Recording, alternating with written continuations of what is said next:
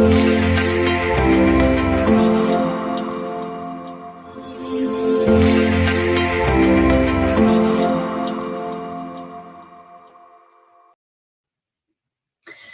morning, happy Wednesday. Welcome to Live with Liz. This week we're talking about thought leadership and where to put it. This is actually one of my favorite topics because I really like to be strategic and think about content in new ways. And thought leadership is really a type of content marketing that lets you showcase your wisdom and share it with the masses. I like to think about thought leadership though strategically and consider basically two different phases of it. So one phase is production and the other phase is distribution. Be strategic about how you create your thought leadership and then about what you do with it. Where does it go? Who sees it? What's the benefit of it? And you want to consider that distribution before you create it because you want this to resonate with your target audience and you want to have the full benefit of what thought leadership can really bring to you as an expert in your field, as an authority, as someone to be considered to hire for the services that you provide. And when you're thinking about how to produce your thought leadership, you might be thinking about all of those dozens, tons, thousands, bunches of offers that you get bombarded with on a daily or weekly basis from lots of different publishers or distributors or aggregators. I'm talking about these opportunities to co-author a guide or maybe author a chapter in a book or an article or a blog post. Maybe you have a chance to do a guest blog post. But instead of being reactive to all of these different offers that you get, curious about whether or not they're legitimate, if the publication actually has the audience that you're looking for, think about it in advance. Plan for it now. Do your content development planning for 2022. And what you want to do is think about the subject matters that you want to write about instead of what the offers are that are coming to you, because you want to run that show for yourself. You want to have some control over your own narrative and how your appearance is in public and to your audience. So you want to think about what topics you want to write about in terms of the types of services that you provide and your areas of expertise that you want to grow, and that also are the ones that make you happy, maybe not necessarily the ones that you think the market is telling you it needs, although that's also a consideration. So what services are you being hired for, and what services do you want to continue providing? How do you want to appear as an expert in these different areas? And that's how you choose which topics you want to write about, which will help you make those decisions reactively when those opportunities are presented to you on an ongoing basis. You'll already have a notion of whether or not those opportunities will be valuable for you based on the services that you provide, and not just as an extra opportunity to get visibility in a service that maybe isn't quite worth its while for you and your practice. So do a little brainstorming and come up with those ideas about the topics that resonate with your services and that can be valuable to your audience. That value piece is critical when you're coming up with your content. You want to think about it in terms of what your audience needs and what problems you solve with the services that you provide. And that's how you share your expertise.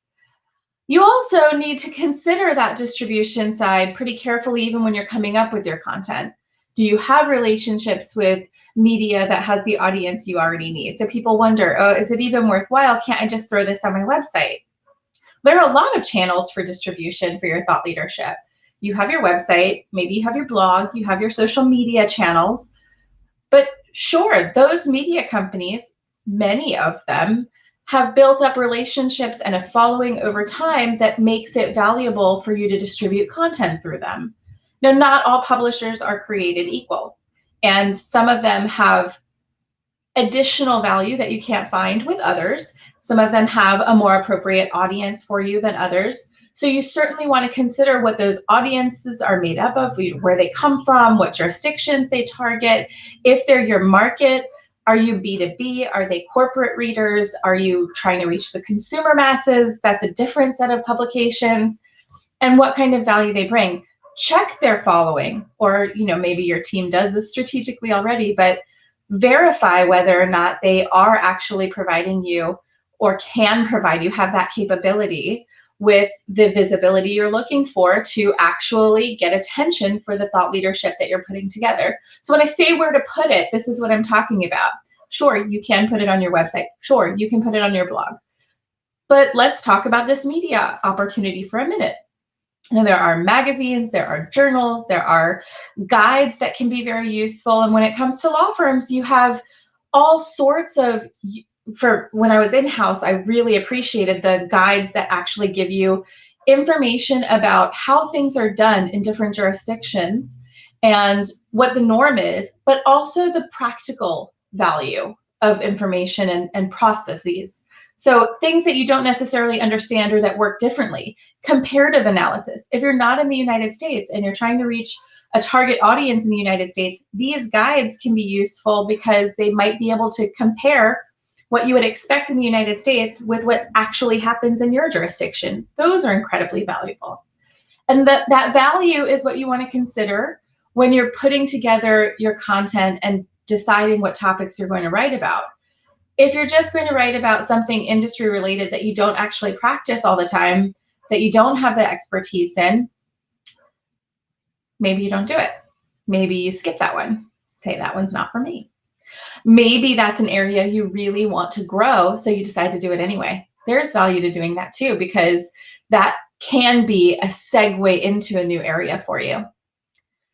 So with these publications that are offering you opportunities to invest, sometimes you'll get requests from people, often commercial sides of these media companies with these offers.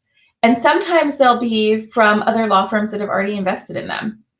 That could be an additional trigger, something else to consider if you have a partnership or relationship with a law firm and the people recommending it are the editorial lead for these articles. You might actually want to consider whether or not that investment might make sense for you as one of those places where to put it, because you might do it based on the value of that relationship and not necessarily on the value of the thought leadership itself. That might be something that people just don't even consider necessarily. The legitimacy is the first question, right? They always ask this. Is this a real offer? Do they actually have the distribution? How do you figure it out? All right, so my secret sauce, the way I do it when I get these offers in, is I break it down and look at where it's coming from. I go to find information. Now, Whois searches are not as valuable as they once were because they're no longer as transparent as they once were, but you can still get a sense for when something was established, which is useful. So if the URL was created 6 months ago or 3 months ago, take it with a grain of salt. They haven't been around for that long. So their analytics and their statistics may be false. And the claims that they make about their distribution power may be misleading. If they're giving you a huge sales pitch right from the beginning that says, oh, we get 30,000 visitors per month to our website and you're going to get all this visibility and it's a great offer. And it's tempting because they're maybe in that topic and field that you've decided you need to be a part of for your thought leadership. Think about those statistics and whether they're actually based in reality, especially if you're not based in the same jurisdiction where that information is distributed and what their readership makeup is. So if they say their readership is corporate and they get all of this attention, if the thought leadership is not distributed widely, if it's to a narrow segment of the people they're indicating who are their readers, then it may not have that value that they're claiming it has, or maybe they're embellishing a little bit in terms of the wide distribution of that information, right? So those analytics, those figures that they're giving you may not be specific enough to have actual value. And you might have to think about, okay, well, you get 30,000 visitors. Can you break it down and tell me how many actually go to the section of my country? Can you break it down even further and tell me how many of those visitors go to the section of my country and to my practice area? So when it comes down to it, how many people are actually going to see this? Does the content live behind a firewall of one of these distributors? Do people have to sign up to be able to see the information that you're publishing with them? That changes the value to you as well, when they're not only offering you this opportunity to sponsor content at a cost, right? but then they also charge the readers on the other end. And maybe there's no charge. Maybe it lives behind a firewall and they just want to collect the data. Maybe that alters the value in terms of the distribution and the visibility. Are they also combining that with the power of social media? Are they offering you editorial assistance so that they put it in the best light for search engine optimization, for the proper tagging of your article? Are they doing some sort of design and visual aspects that make it more appealing for people to actually engage with your content and think of you later when they remember that you wrote that article? Those are all questions that I like to ask when I'm evaluating whether or not something is, one, legitimate, two, honest about its distribution and whether or not their readership is true and whether it makes sense. And nowadays, there's even more value that some of these publishers can add in terms of analytics. So when you're thinking about your thought leadership, you've got your topics together, you know you're going to write a certain amount of times per year.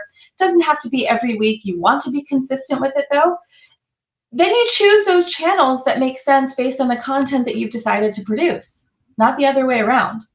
So you take all of these topics that you know you need to get out to the right audience, then you find the channels that get you that right audience. That's the process. So with these media companies nowadays, the analytics are much more valuable. You can tie them to your website. You can track things with pixels. You can figure out whether or not people are actually finding your content and whether or not just whether or not the content has a value in terms of how many readers, but whether or not those readers are the right ones. That's the question that matters more. Even if your audience is more narrow and you don't have the tens of thousands or hundreds of thousands of visitors per year to their websites, it's actually much more valuable if they're a smaller group, but they're the right group, the group that actually needs to see your content and the group that actually is interested in the services that you have to offer. And that's something that really not everyone has their services wrapped around on the media side of things. So you can reach back out to those people offering you these opportunities to co-author a chapter in a guide or to do one of these articles and say, hey, this sounds like a great opportunity. Can you give me more information about the analytics available when I publish with you? And most of the time they'll answer, and often they have more detailed, rich information that they can share with you. Usually they don't take that extra step until they gauge your interest. So there could be more value to be had if you just explore it a little bit further to see what the offer really entails and whether or not the investment of your money to reach their audience makes sense. And a lot of times it does, but a lot of times it doesn't. I find it helpful to do this in advance, to plan out the full year and say, okay, these are the people who need to be visible. These are the legal services they're providing. This is the area where we want to grow. We know that this area is needed and that these industries that we serve, we're seeing the need increase. We know that we get revenue from these and we want to grow that revenue. So we're going to write about these topics throughout the year. And I go ahead and put dates on it and say, okay, I want 800 to 1,000 words 4 times per year in these different areas. These are the topics we're going to cover, allowing myself room to share insights and expertise for things like legislative updates, for things that are maybe decisions that are unexpected or industry changes that I want to report on and give my perspective on because I know that's valuable to my audience. I have that set, and then I choose those channels of distribution accordingly. Which publishers make sense because they have the audience I need to capture or need to be in front of for that to actually have more value. But when I measure that value, I'm looking for an actual return on my investment in terms of visitors who come to my website, maybe engagement from it being shared on social media. Maybe I can measure it in terms of meetings I can get afterward, or maybe I can utilize that content, that thought leadership in another way. And I don't just leave it at the article being published and that channel of distribution by itself. I dive deep into that and I take it apart for social media so that I have additional content around it and can make use of it in more than one way. So if you have questions about your thought leadership, how to come up with it, how to decide which channels of distribution make sense for you, we're always here to answer those questions, and we love exploring new ones when they come up.